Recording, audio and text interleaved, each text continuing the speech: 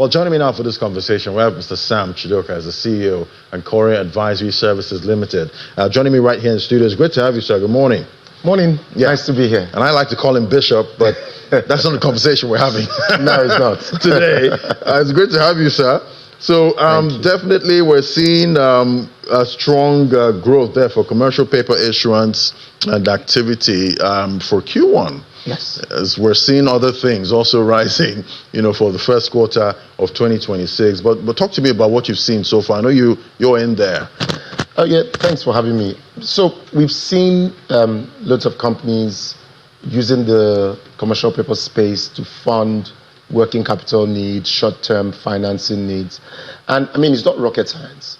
If you look at it in terms of cost, so if a typical company goes to a bank, a commercial bank today, to get a loan, you have prime lending rates ranging from anywhere around 26% to 35%, depending on the type of corporate. So if you're a high blue chip type company, maybe you're pricing around 26, 27% in terms of the cost of borrowing. If you're a more SME type, you're pricing around 30 to 35% in cost of borrowing, right? Now you come to the commercial paper side, and you can borrow money at 22, 23%. You can borrow money maybe at most at 23.5%. And some people can price tighter at somewhere around 20%.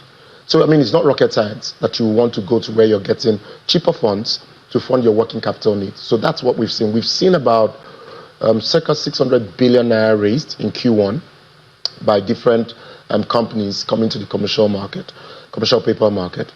Typically, it's not been this active, but of course, you can trace that back as well to when rates were reduced by 50 bips to 26.5. So as soon as that happened, of course, it triggered down the yield curve, and people saw that the commercial paper space was, in fact, a veritable tool to raising short-term capital. Right, and looking at you put these commercial papers out there. You don't know what demand's going to be like. Yep. But we're seeing strong demand. Yeah, sure. From investors. What do you think is driving?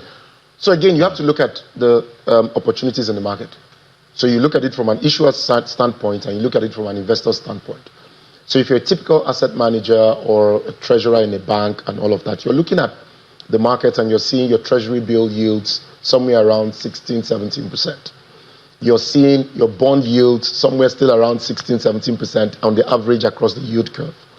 And then you're seeing commercial papers being issued at 22%, 22.5%, 23.5%. And these are rated commercial papers. Remember, all issuances in the commercial paper space have to be rated by reputable rating agencies within the country. So you can dimension the risk. You can see the rating, which the rating shows you capacity to repay and default probability, right? So you can dimension the risk. And you're seeing a 300, 400 bips return. It's not rocket science. Right. That you want to invest in commercial papers. Okay, so I'd like to tell the listener out there to forgive me because sometimes we see all these terms and we don't know if they actually understand. So commercial papers, that's technically, say for instance, me now, I'm lending money to a company. Correct. Help us break it down. So a commercial paper is basically investors giving money to companies within a 360-day period window, 1 year lending. And it could be any tenor within that 1 year lending. So basically, companies come to you and issue a paper, which is a security saying, if you give me this money at this rate, over a 6 months period, 3 months period, 9 months period, 1 year period, I will pay you back and give you this yield, because commercial papers are discounted instruments. So it's priced in such a way that you're getting your return upfront. So an example is to say, a commercial paper says, if you give me 9,000 naira today, this is just an example. If you look at the discount rate, at the end of 6 months, I'll give you back 10,000 naira. So effectively, you've taken your interest upfront because it's a discounted instrument, just like the treasury bills that we have. So essentially, it is companies coming to the market and borrowing money from investors across investing sphere. So it could be asset managers, it could be banks, it could be high net worth individuals. It's not really open to retail investors. However, as a retail investor, if you invest in an asset management company who can then invest in the commercial paper, so invariably you're investing in those commercial papers. That's how it works. So if I'm doing that, through that kind of company, now, what could I expect as yield? Could I expect up to 20% on whatever I put down? Well, yields vary depending on the issuer, depending on the tenor, and depending on how the market reads that risk. So we've seen people come to the market and price as tight as 20%. Dangote issued a CP, price tight. We saw SG Holdings issue a one-year paper at around 22%, right? So it's dependent on the credit rating of the company. And it's also dependent on, is the company a first-time issuer or someone that is known in the market and has had history of repayment? So for instance, VFD Group issued a CP in Q1, right? If you look at that pricing compared to the last one they issued, it was tighter because the market now trusts them. The market has seen them issue and repay. I think that was Series 6. So you had 5 issuances that have been repaid. So there's some form of trust, and that affects your pricing. Yeah, I'm sure sometimes when investors hear, oh, series this, series that, sometimes they don't really get it, but it's actually the amount of times. The number of times that you've come to the market. So you can actually register a program with the SEC. Let's say you register a 100 billion naira program, and then you're allowed to issue in different series under that program. So your series 1 could be 20 billion out of that 100 billion. And that's series 1. You can issue another one, series 2 and series 3 and all of that. So you find that some companies have issued over time and they have shown capacity to repay those commercial papers, and then they've earned trust. So you've seen a good example, like I mentioned, SG Holdings initially was in the market for about, I think, 70 billion, ended up raising 100 billion because the market had seen the company come to the market before, raised 30 billion, repay on time, as at the right date of repayment, repay the 32 billion they raised, and come back for 70 billion, market gave them 100 billion. Right.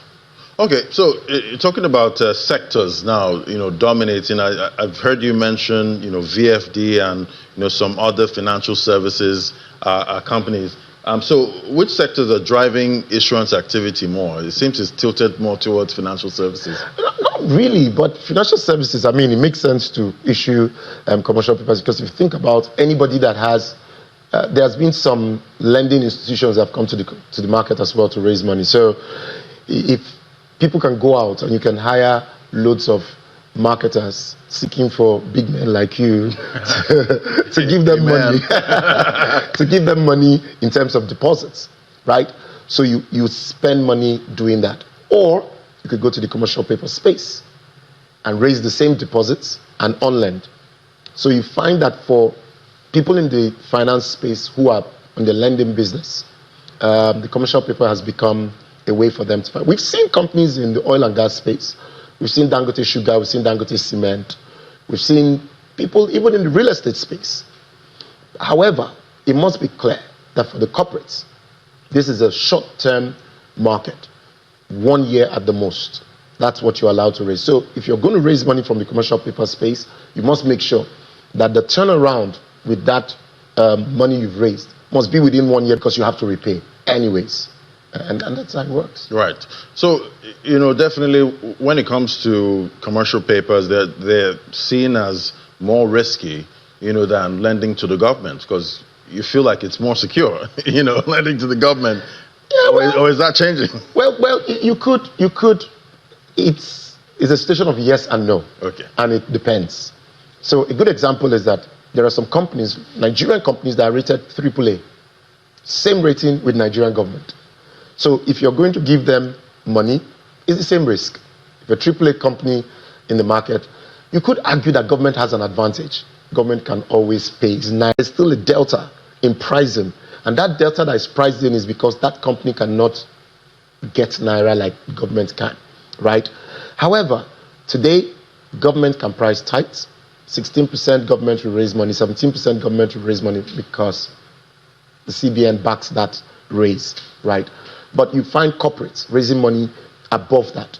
So in the yield curve, the government pricing is like the base, and everybody now is like the foundation, and everybody builds on it.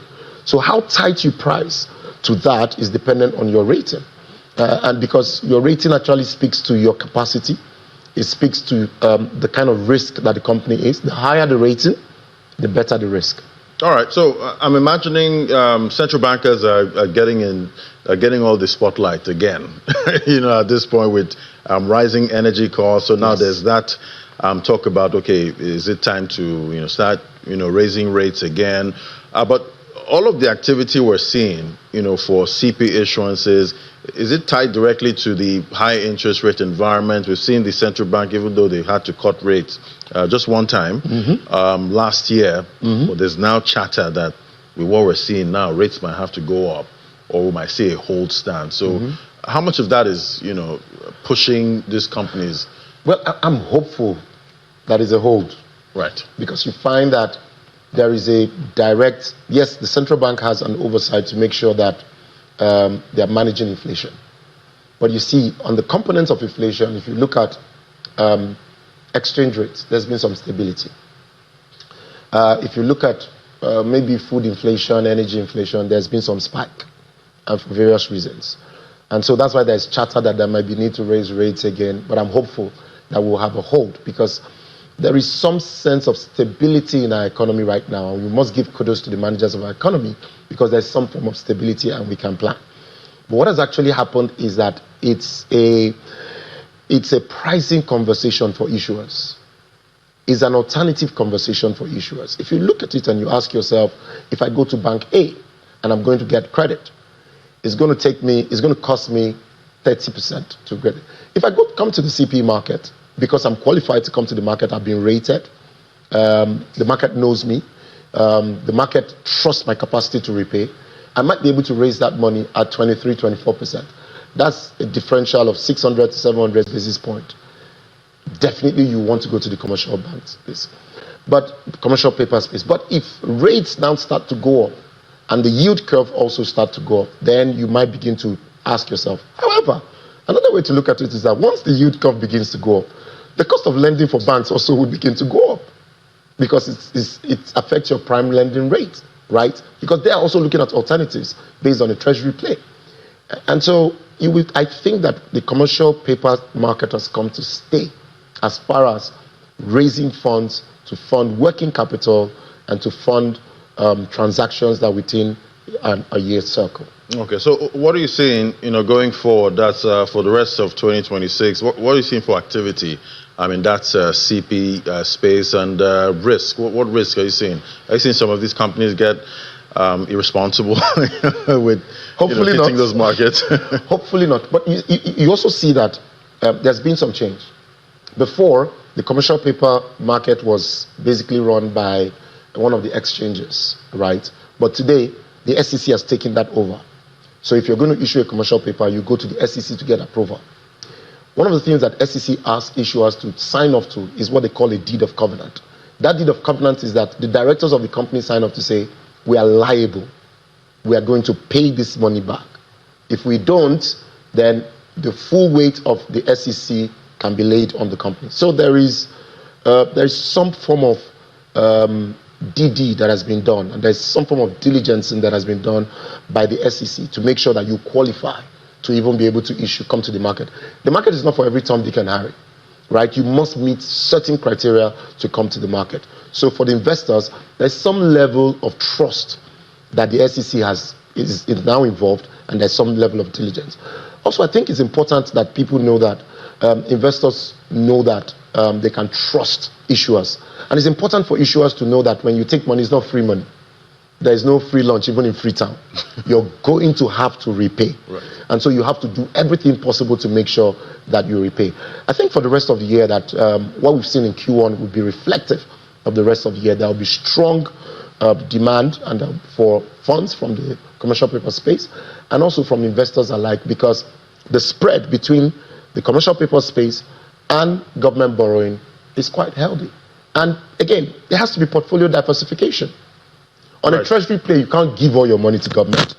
So if you look at all the auctions we've had, that allows us to have capital formation at the short end of the yield curve must continue to thrive. Fantastic. I guess that's a good place to anchor it at this point, and we'll keep tracking that space. Thank you so much, Mr. Sam Chidoka, the CEO and Anchoria Advisory Services Limited. Thank you for helping us break it down.